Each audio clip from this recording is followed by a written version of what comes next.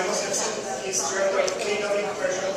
He's also a Keller Williams University approved national trainer, and he's board owners of KW Commercial Postal Companies with 150 agents. So here we have, give it to Michael Simpson.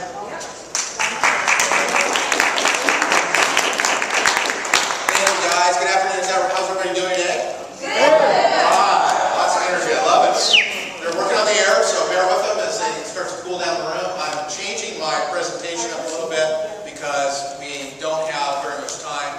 My understanding is we need to wrap this up about 3:10 at the latest. So that's just under, what? 50 minutes. So I'm just going to switch it up a little bit and shorten it, which is no big deal.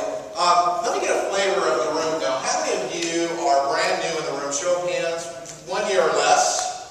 Okay, couple. How many of you are, 1 to 5 years? Okay, and then how about 5 to 10 years? Okay, 5 to 10 and up. All right, large crowd there. 20 and up? Oh my gosh. 30 and up?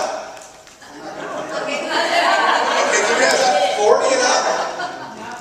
Okay, 35 and up? Okay, for those who said 30 and up, who's the longest? 33. 33? Yeah, 31. 31? 30. Is 33 the longest in the business? Yes. All right, big round of applause.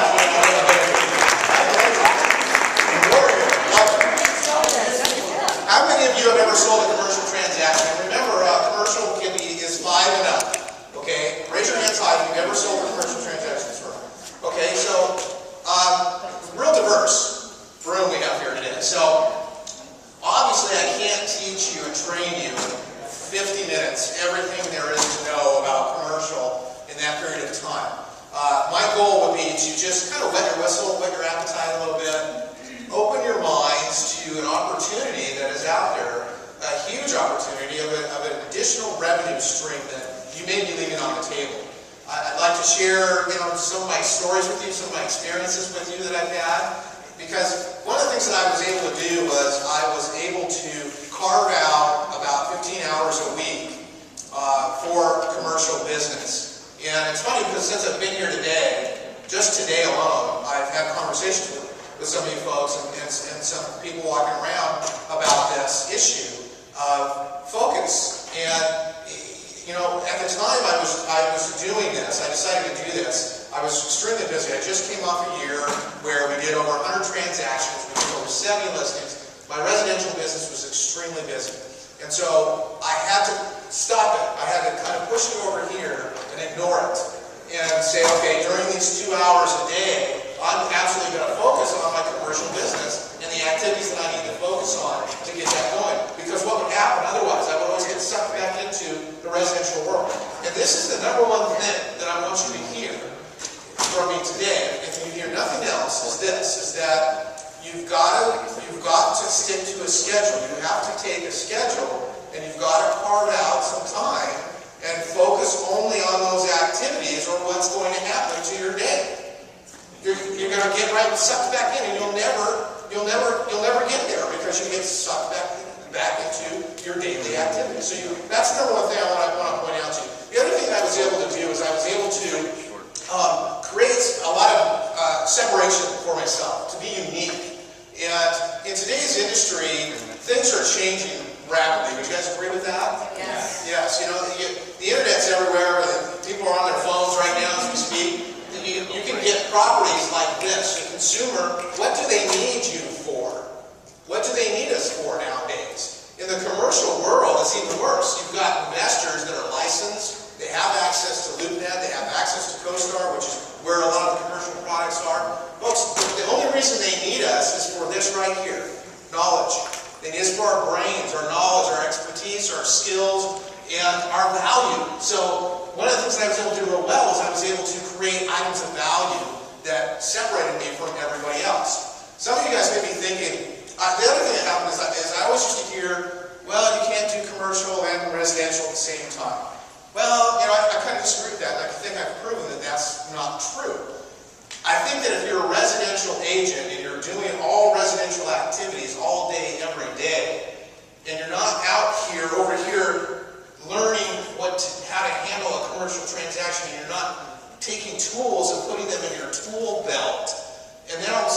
commercial deal hits you, yes, it's a little difficult then because you don't know what to do. But on the other hand, if you are over here and you're carving out activities and you're carving out time and you're doing activities that we suggest, you're networking, you're finding where the properties that are not on the market, you're learning what to do with a transaction, with a commercial transaction, then it hits you, well then that's different. Absolutely, you can do that deal. Some of you guys might be thinking, I'd like to just do a deal when it comes across my plate. Some of you may be thinking, I'd like to carve out X amount of time every single day and go after that business. And some of you guys are thinking, hey, look, I'd like to do full-time commercial. I'm a little tired of the residential world. I'd like to do full-time commercial. And any of those goals are okay. Any of those objectives are okay. Are any of you full-time commercial folks in this room? Raise your hands if you're a full-time commercial agent here. Full-time commercial agent. One? So we have one full-time commercial agent in the room. So any of those things are fine. You've got a handout in front of you that I'll point out. If you don't have a handout, raise your hand and we'll come around and get one to you. All the way in the back there, Kelly Fish. Kelly Fisher's my right arm. Give her a big round of applause. If you guys need anything. This handout is here. It's available for you. I just want some of the materials in here that we're going to cover today. In fact, now that I'm changing the presentation, it's all in here. And you can always refer back to this. I always like to know a little bit about my instructor whenever I go somewhere, or my trainer, or my coach. And so I'll just give you my real quick story of my background. Is that I started in 1988, started as a residential realtor. I got into farming and didn't have a lot of success right away. In fact, it took me 12 months to get a listing in my farm, and I almost quit. And when I saw my broker and said, 11th month, and said, this isn't working. I'm running out of credit cards, and it's not happening for me. And she said, look at all the agents in the offices. It was a farming office that are having success. It works. Hang in there. The next month, boom, we got a listing. And then it took off from there. I started coaching with Mike Ferry, and that's when we did the 100 deals, and the business really exploded for us. Then I was introduced to commercial, and then I was introduced to Keller Williams, and opened up an office in Long Beach, California, to Long Beach. And we spun off Los Alamos office, the Lakewood office, and several other offices. And so today I'm a broker of about 150 agents. So that's kind of my background. Now when I talk about my background, a couple things jump out. One is that when I was doing the commercial training, light bulbs were going out for me. It was, oh wow, this is so cool. I like the logical side of this business instead of the emotional side of the business. I was tired of I was tired of the seller that was sitting there saying, well, wait a minute, my house is worth more than all these other comps you're showing me because I've got upgraded light bulbs and it's worth $100,000 more because of it, and it's like, what are you thinking? And so I was really tired of that. In the commercial world, the investors, for the most part, the deal either makes sense or it doesn't. The other thing I like about it is that I really didn't like buyers, and investors are, for the most part, subject to interior inspection. So you don't have to drive them around in your cars, and you're not working evenings and weekends and things like that. So those are a couple things that jump out at me as I talk about. Of course, I love the big commissions. If you were remiss without talking about the big commissions. You guys like big commissions? Yeah. So those are some good reasons to get into that business. Okay. So look at your handout there and go to the formulas, calculations, the why, and how to use them. Terminology to get paid. Would you guys agree that if I'm on the phone with you and I'm an investor of any kind, maybe I'm a flipper, whatever, and I start throwing out language like ROI and things like that, and you don't know what you're talking about, would you agree that I'm going to pick that up in about a minute or two? Yes. And would you agree that you're going to lose the deal? Chances are you're going to lose the deal because the person's going to understand you don't know what you're doing. So what I thought I would do is just go through some language with you real quick that they use. Would you guys like that? Yes. What happened to my phone? Kelly, did you take my phone? I need that phone sometime. Upside. Who can tell me what upside means? Upside potential. I'm looking for something with upside potential. Rents might be very low. Rents? But they have the potential to increase. Exactly. So the rents might be really low, but they have it. So remember, we're using the income approach, which I'll talk to you about. So if you can raise the rents, you can raise the value of the property because we're using the income approach. That's a big thing. And there's ways of creating upside. Rents can be low if it's not rent control, if it's not leased up. Remember, if it's leased, you can't change that amount. If it's a studios, maybe it's a bunch of studios, you can convert them to 2 bedrooms. You can create some upside like that. Upside could be like a fixer-upper, like you're used to in the residential world. Zoning changes can be upside. You can change the mixed-use environment to a multifamily environment. Perhaps it creates more value by doing that. Those are just a few ways of creating upside, but it's something that they throw out all the time. I'm looking for something with some upside potential. I hear it all the time. Splits. Splits means mix. What are the splits? What's the mix? 2 bedrooms, 1 bath, 3 bedrooms, 2 baths.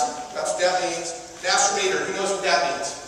Yes. 1 meter for the whole building. 1 meter for the whole building, okay? So that's important because if you guys are all tenants, for example, and this is one building and I'm the owner and it's master meter, that means we have 1 gas meter, 1 electric, 1 water meter, and I cannot bill you individually. So what's happening, you're all leaving your lights on, you're letting the water run, and you don't really care about the utilities at all. The expenses are incredibly high. They're going to be 50% or higher on the owner's side.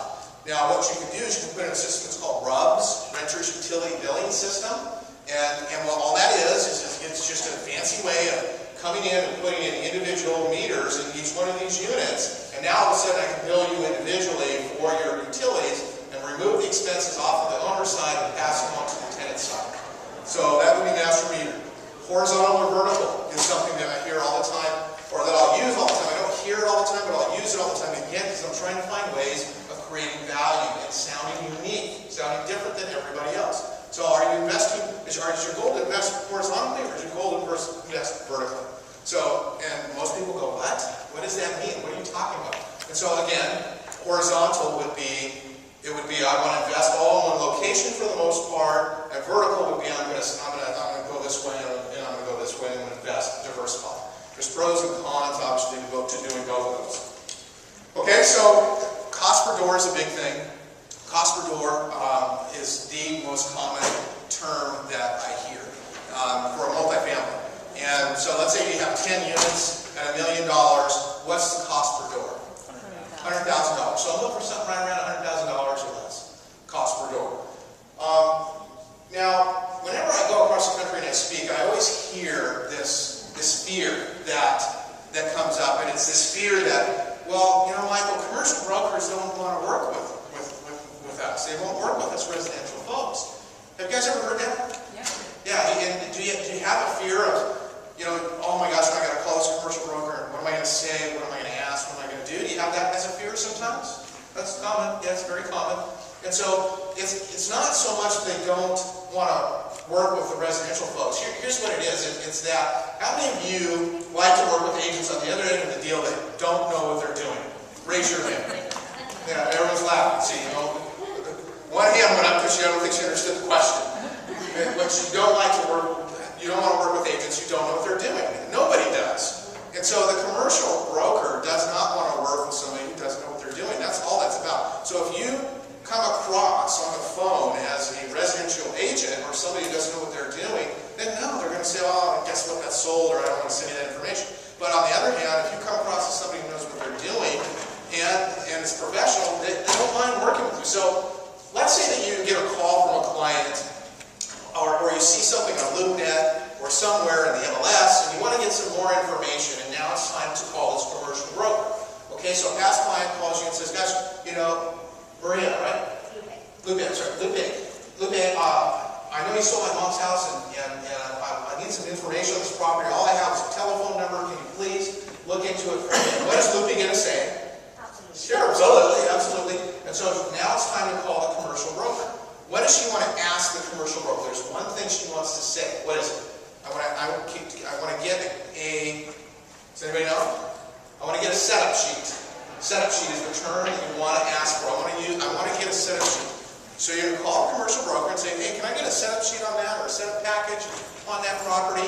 And it's going to have everything in all the details that you want to know about that property, the specifics, rather than just the one-page document that you're looking on at, and in that setup package. Okay, so when you call the commercial broker, what you want to say is this. You don't want to sound residential. Okay, so here's what I say. You want to listen to what I want to say? Yeah. Okay, so what I say is I'll call and say, hey, this is Michael with KW Commercial. Now, I don't say Keller Williams because Keller Williams is known as a residential firm. And again, if I use Keller Williams, they're going to be like, this guy's residential. So I call and say, hey, it's Michael with KW Commercial, and I was wondering if that property is still available, and do you have any offers on it, just like you would residential? And, oh, by the way, would you like me to write the offer up on an LOI, or is it necessary for me to write it on a CAR or AIR agreement? Now, what does that sound like? Sounds like I know what I'm doing. So if you say that, the person's going to be at least like, okay, this guy, this gal, or person knows what they're doing, and then they're going to send you the setup sheet, the setup package, and then you can get it and go, oh my gosh, now what do I do? You know, but at least you've got the information, and you can take some steps to move forward. So it doesn't matter what company you're with, just don't sound residential. Say this is Michael with the commercial division. This is Michael with the investment division. You see what I mean? Does that make sense? Yeah? Alright, cool. Okay, so in the setup package is going to be what is called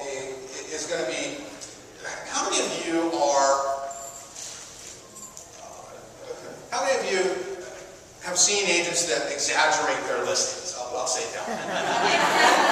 Right? We've all seen that. We've all seen that. You see something that says, honey, stop the car, and then you pull up and it's an REO with no plumbing. Right? Angie, my wife, Angie, by the way, Angie, stand up for a minute. You guys know we've got the WCR president in the house from Long Beach, biggest staff in California. She told me about an agent that took photos from 4 years ago. Yes. 4 years ago, puts them in the MLS, and when it was all fixed up and nice and beautiful, she goes to preview this place. Thank goodness she didn't show her client. She goes to preview it, and it's gutted, right? It was upset. Come on, it's total exaggeration. So, now the setup package that you get from the commercial broker, who is that commercial broker representing? The seller. They're representing the seller to get the best value. Now, you are inquiring on behalf of your buyer, potential buyer, and you're representing who? The buyer. So, do you trust the information that they're sending you? No, not necessarily, right? So, if the income approach bases the value on the income that they're saying that they can get for this property, what do you need to do to verify that that information is accurate? To get comps? Get comps, yeah. It's called a rent survey. Called a rent survey or a lease survey. So if it's a multi-family, then you're going to do a simple rent survey. You're going to go around the area, bless you, and you're going to find properties that are in the area, and you're going to see what they're renting for. And you're going to compare it to what they're telling you they can rent it for. If it's leased, you're going to go around and do a lease survey and pull lease rates and compare them to what they're saying they can get for lease, okay? So that's what you want to do. Now, I want to just pause for a second here because I'm going kind of fast, and the reason I'm going kind of fast is because of the time crunch, but also a lot of this stuff that we cover is in our boot camps. And so in your packets there, I'm not sure what page it is, but we're going to be at the Inglewood Board on June 19th, I guess it is. What page is that? The very last one? Very last page. What we do with these boot camps is all day, and we can spend the day with you, and we can go through this in detail. So if you have interest and you want to really dive into this a little deeper and find out more about it, about how it works, just hit one of those boot camps that we go to. Other than that, I'm just going to skip because of time. Yeah. Do you have to be members of that board in order to attend the boot camp? No. I think it's $59 if you're a member, and I think it's $79 if you're not a member. Okay? And they're outside. You can sign up for that right outside of that booth.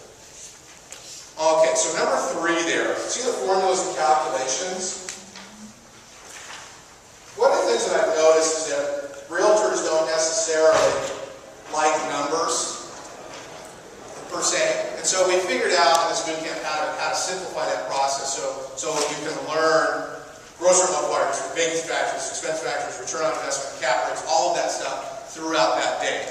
I'll touch on this extremely fast, just again, because I want to touch on it. I don't want you to feel like you didn't get something from the class, from this event. There's a glossary of terms in your packet there on that second or third page. I want you to always remember any of the things that are on that spreadsheet, right there, and then right next to it, right after that, is a multi-residential form, a spreadsheet, multi-residential form. That entire entire spreadsheet, that multi-residential form, can be filled out by just simply reading the glossary of terms. So if you look on there and you say, well, gross rent multiplier is a real common one. Angie, give me the definition of a gross rent multiplier. Just read it right off the glossary of terms. Gross rent multiplier, sales price divided by SGI. Sales price divided by SGI. So if you're sitting here with a calculator, you can literally just say, okay, let's take the sales price divided by SGI, schedule gross income, and that's going to give you the gross rent multiplier. And it's simple as that. It's not complicated. So do you guys remember one of the few things that we actually use from our real estate exam, unfortunately?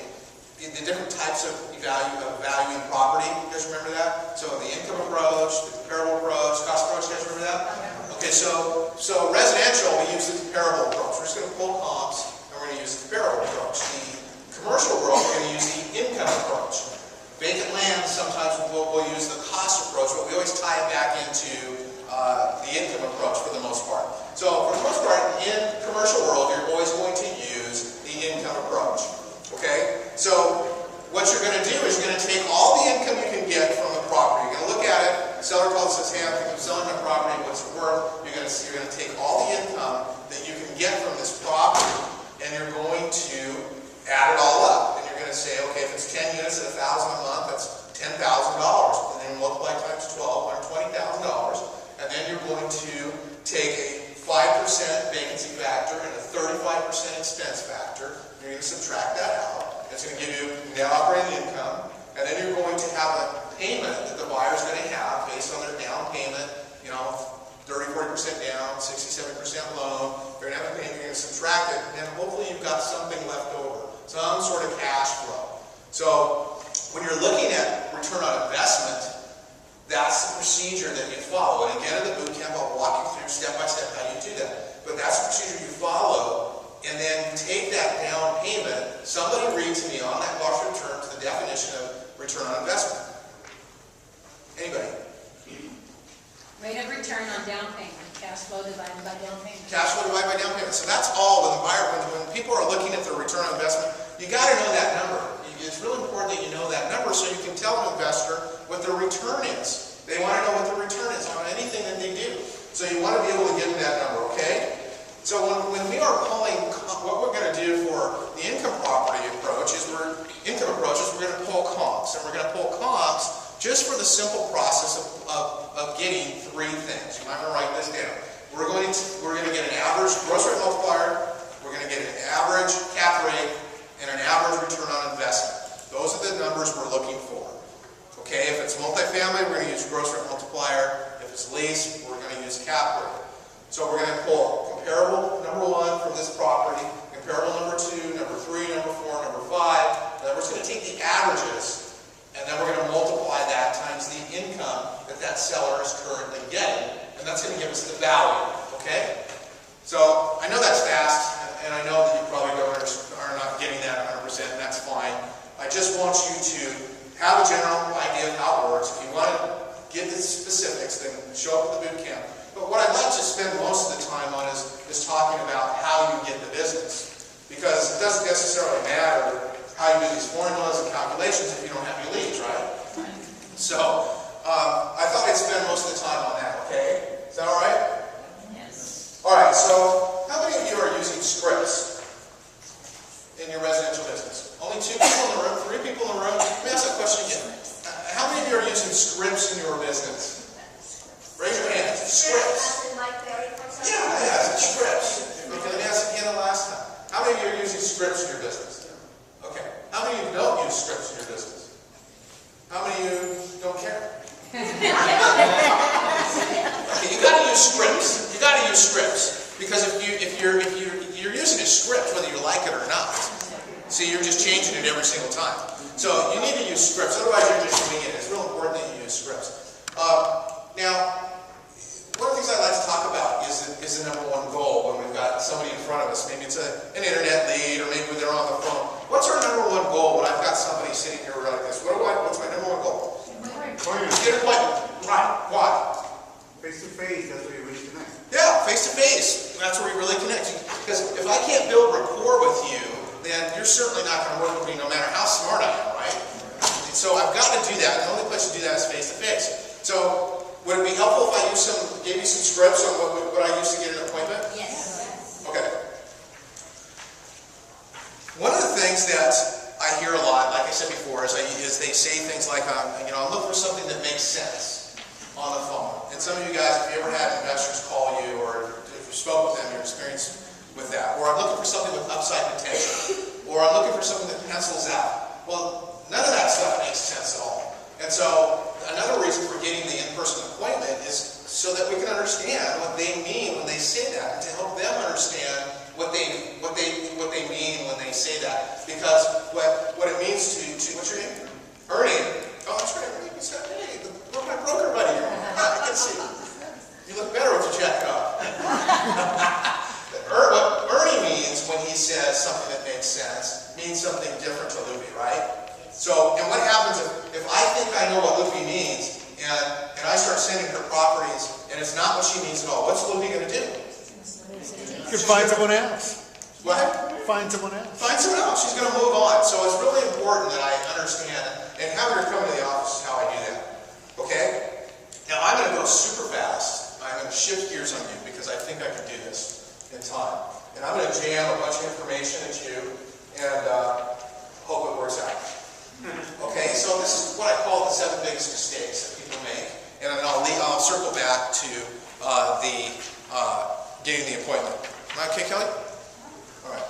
So, number 1, write this down. You want to have 6 to 8 conversations with new blood every single day. It's not in your notes. You've got to write it down. 1 to 6 to 8 conversations of new blood. 6 to 8. 68 is good, even better. Every single day. Okay? Now, is that hard to do when I say that? Yeah. It's challenging? Okay. And the reason it's challenging is because we don't do it every day. The reason it's challenging is because we do 1 today, and then tomorrow we do 2, the following day we do maybe 3 conversations with new blood, and then now we're behind, and now we've got to play catch up. But if we just did 6 to 8 conversations every single day, it really wouldn't be that difficult to do. The other reason it's hard is because we don't have systems in place doing it.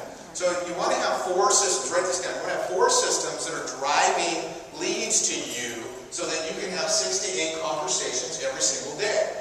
Now, what's a system? A system is an automated way of getting leads coming at you every single day. Now, and it's based on your personality. So your personality, you got to match up to your system. So my systems that I have are the grid system, the internet system, a referral system, and the 4th one I'm going to switch up all the time. It's going to be REO or short sale or market of the moment type of system. Yes, ma'am? Could you repeat that once again, those 4? What was the first one? Grid, my grid system. The grid system is where I've had all my success from this industry. It's where I've had all this unique success which is why I'm doing what I'm doing now, because I didn't realize how unique it is. And still today, nobody's doing it. So that's my system, though, and it doesn't necessarily mean that it's going to be a match for your system. So grid system, grid, G-R-I-D, grid, and I'll hang around a little bit and answer questions about that. Grid system, referral system, internet system is number 2. And what type of leads? Hey, Alright? Yeah, no, I didn't touch it. What type of leads do you think we get from the internet system? Buyers or sellers? Buyers. So for me, I take the grid system, which is a system for getting exclusive listings, commercial, and for getting what we call pocket listings, or listings that are not on the market. And then so I match them up. I take the buyers and I match them up, and we're doubling our deals. A 3rd system would be the referral system, or some sort of sphere, and then again, the 4th system would be market at the moment, REO, short sales, because that's all opportunities for you in commercial. Or marketing, for example, if the market is a good market. Okay? So you want to have 4 systems driving 6 to 8 conversations to you every single day. Number 2, expenses. You want to keep your expenses at 10% of your GCI. That's the biggest mistake that agents make, is they either spend all of what they make or they don't spend any of what they make. Huge mistake. 10% of your GCI. Number 3, you want to delegate. Delegate. Write this down. List, sell, negotiate, and prospect. That's what you get paid to do. Just like Ernie said on the panel earlier today. Those are the high $4 activities that you get paid to do. sell, prospect, negotiate. That's it. I did some numbers and I discovered that if you're going to make about just $100,000, okay, of additional revenue, and you work 48 weeks, you're going to have some time off throughout the year, and you work 45-hour weeks, you need to make about $46 an hour just to make $100,000. So if you're going to make $46 an hour, you can't do the $10, $12, $15 stuff. You've got to get it off your plate. Would you guys agree with that? Yes. So I understand there's a fear with that. There's a fear of expenses, there's commitment. I understand that. So there's ways around that. There's virtual assistants. Kelly and I are using a virtual assistant right now that we've been using for a while. We pay her about $6 an hour. She's a cute little girl in the Philippines, and it's working great. Virtual assistants are everywhere right now. Or 2 or 3 agents can go in on an assistant, and they can use it at the same time. That's another way to get around that expense. Transaction coordinators you've got to be using transaction coordinators because you don't have to pay them unless the deal closes. So if you're not using transaction coordinators, guys, I don't know what you're thinking, because we're not in the business of paperwork, right? Right? Right. We're in the business of getting leads and getting another lead and letting somebody else close the deal. Okay, so you've got to get that off your plate. I remember when I first hired my first assistant, and I was scared to death because I don't come from a background of wealth. I come from a background of credit card debt and part of my wife's income to get going in the real estate business, right? So I was getting ready to hire this first assistant. She was coming the next day, and I was thinking, oh, there's no way that she's going to come in here and not have 20,000 things to do. And this was before checklists and all the things that we have today. So I was preparing my to-do list, and she's coming in, and I'm looking, like, what am I going to give her? So I'm looking around my side of the desk, and I'm going, you know what, I'm going to give her that. I'm shoving it over here, and I'll give her this too, I'll give her that. And then I looked over here at my desk, and I said, oh my gosh, what am I going to do tomorrow? Prospect. I had nothing else to do, which is good, because that's what we get paid to do, okay? So number 4, you've got to have a value proposition that is unique and separates you from everybody else. You've got to have a value proposition that's unique, separates you from everybody else. That's critical that you have that today. Residential, commercial, and by the way, these roles, they apply to business in general. They don't apply to just commercial real estate or residential real estate. These are the basic foundational rules of business, okay? And so, especially what I just said about the internet and how people can get access to data at a drop of a dime, you guys, why should I work with you today? If I went around this room and asked each and every one of you, why should I work with you? You better have a reason that is unique and separate from everybody else, or you're just going to blend in with everybody else, right? So you've got to have a unique marketing message. Might be, for example, my grid system is a unique marketing message, which hopefully we'll have time to talk about. I will sell your home. This is not so unique. I'll sell your property in 90 days, or I'll buy it. I will save you $100,000 on your next purchase, or I'll give you my commission.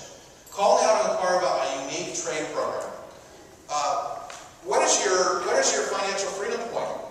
What is your financial freedom point number? Would it be helpful if I helped you understand what that is, and helped you, even more importantly, helped you understand getting it sooner? I'm a certified real estate investment planning specialist. This is one that I use all the time. This is gold.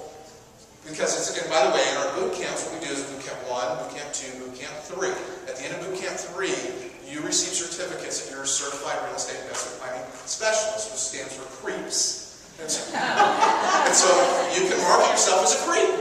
But it works, because here's what happens. See, is all the other commercial brokers do the same thing over and over and over again. Broker record. We have a lot of them come to our training events, and they're coaching with us, and they're doing the same things. They're old school, and I don't mean that any offense. It's why I had so much success, because I came in new school and did things differently and stood out and took off. Is they call and they say, hey, this is Michael, Catered Commercial. I'm calling because I just drove a buyer property and I got a buyer for it, and I'm wondering if you're thinking about selling that property in the next 90 days or so.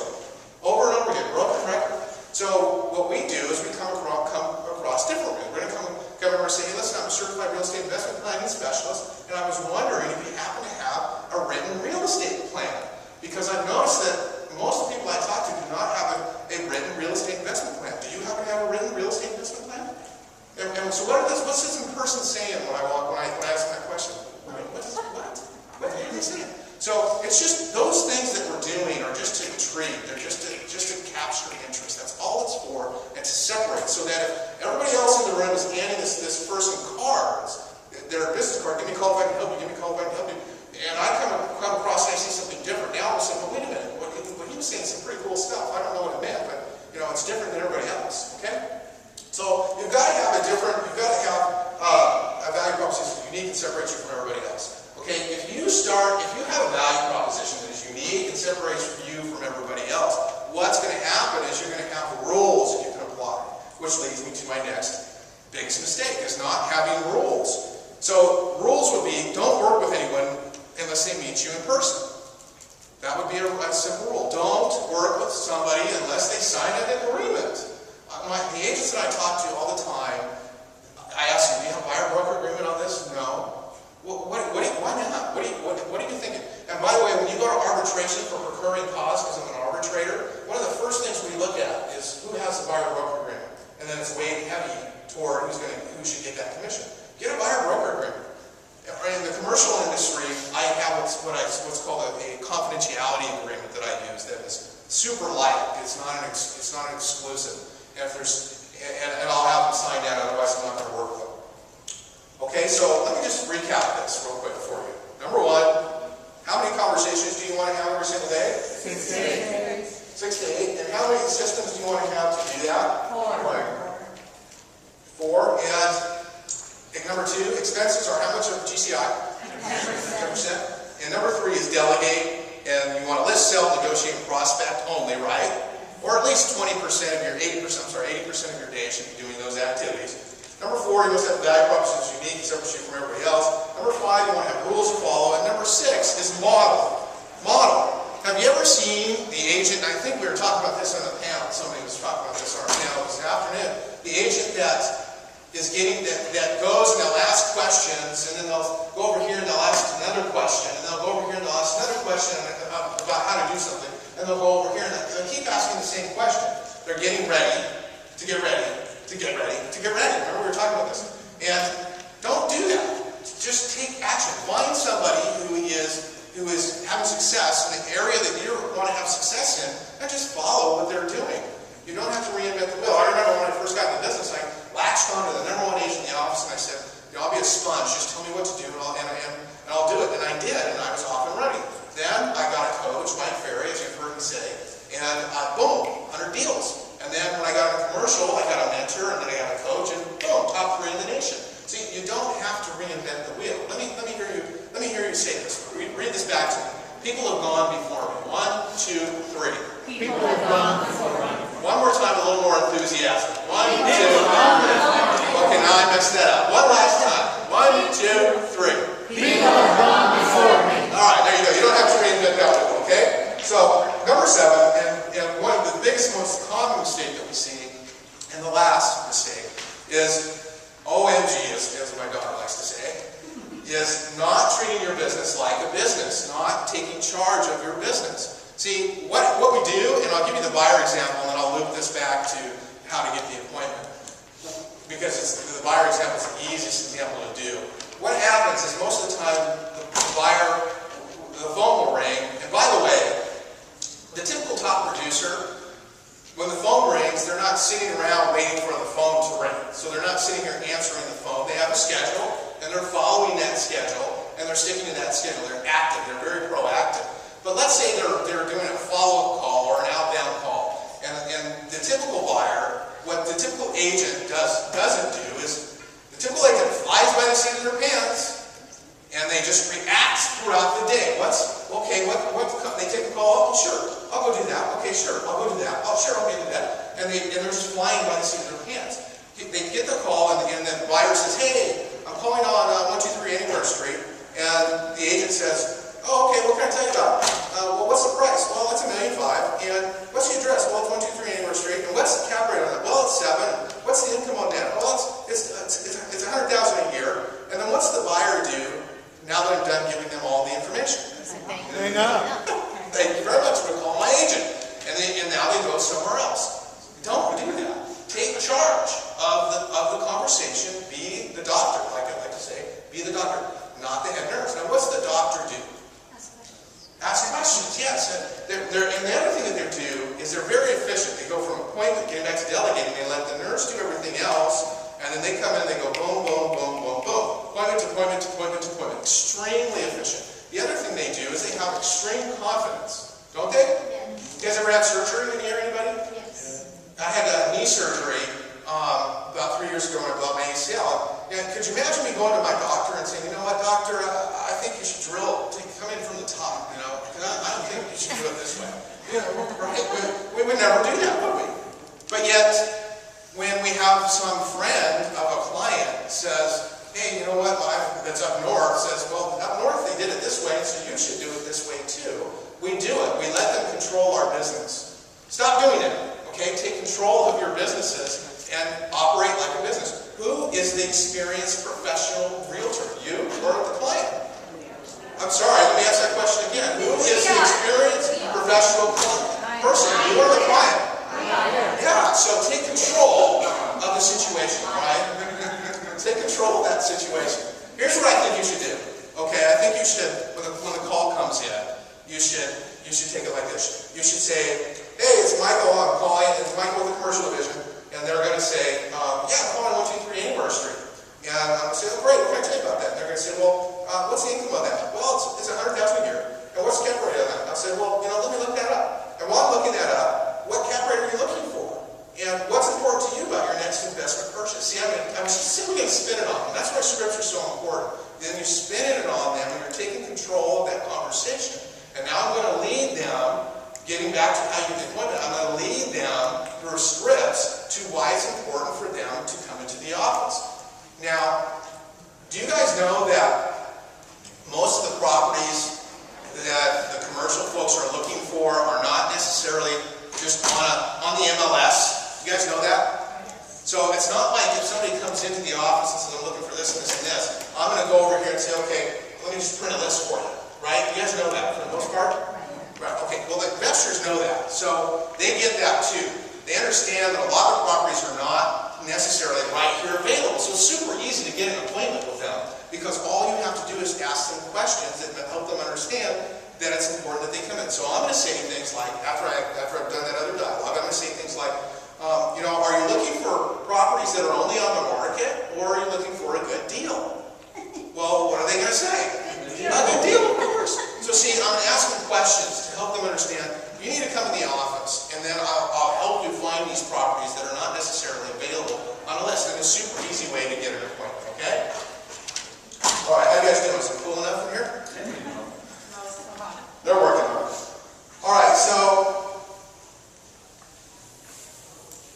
sometimes they're not going to be able to come in. Sometimes they're not going to come in. Maybe, they're in another state, or maybe they're way in another area.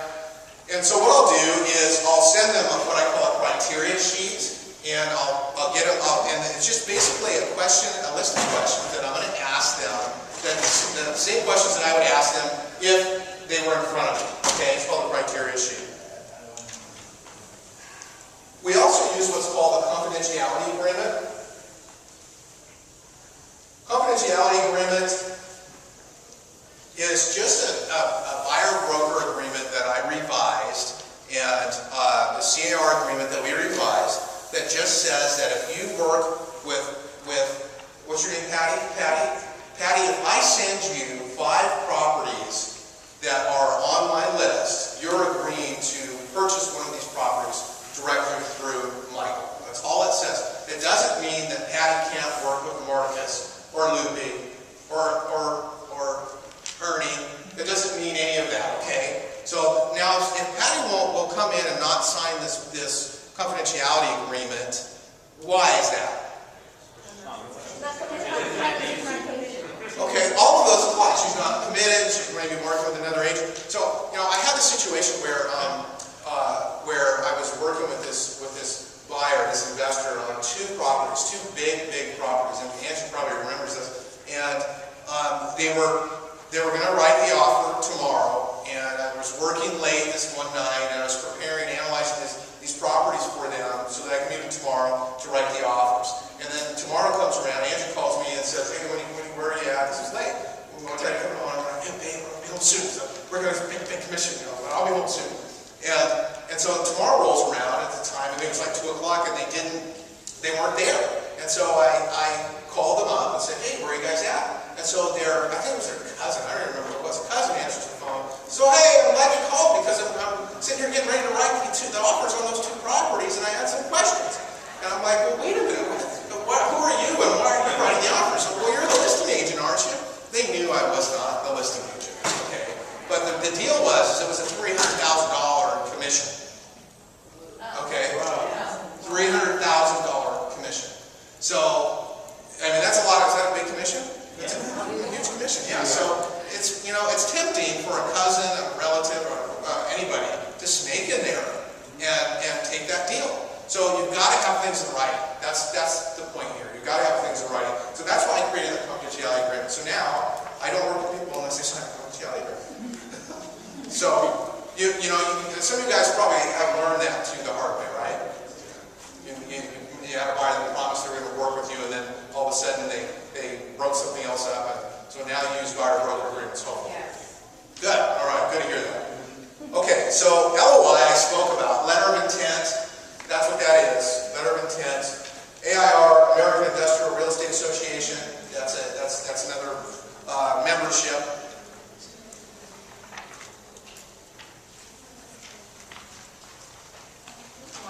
Yeah. Go ahead. One of my clients, he does commercial real estate. He's just started doing commercial real estate.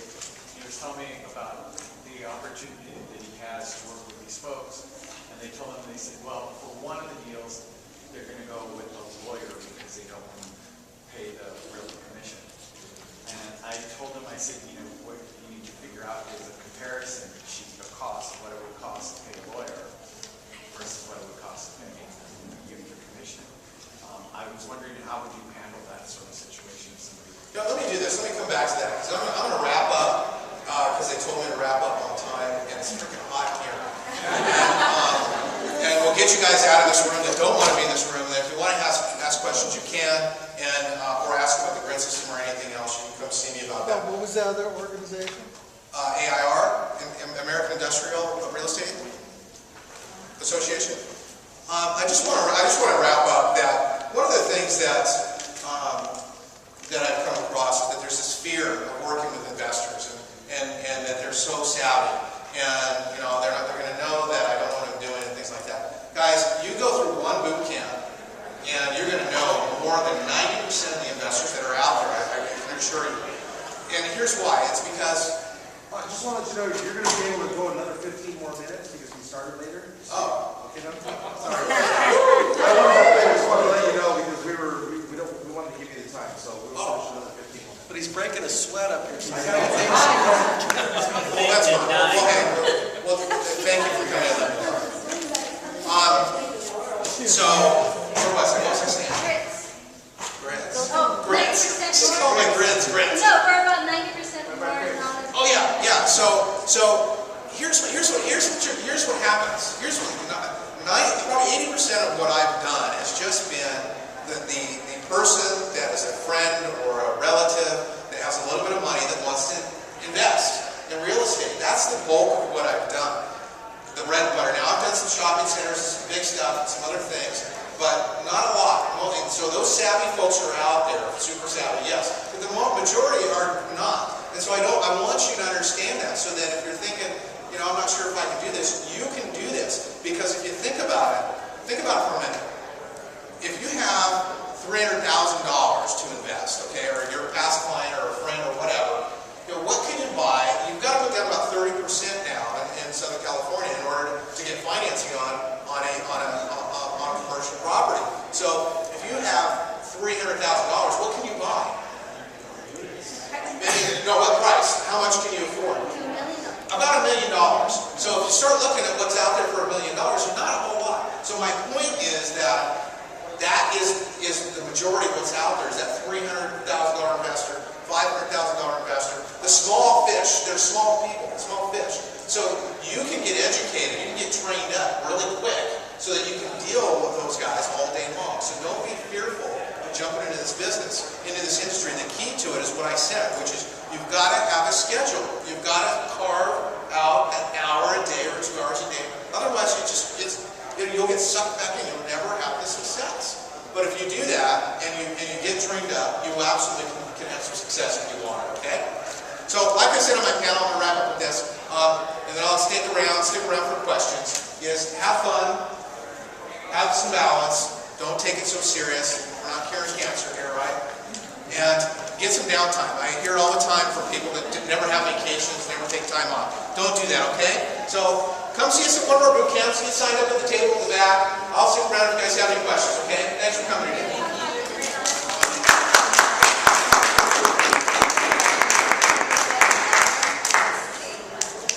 Another day? Yeah, we'll have another day. If you see Kelly Fisher right there, she'll give you dates.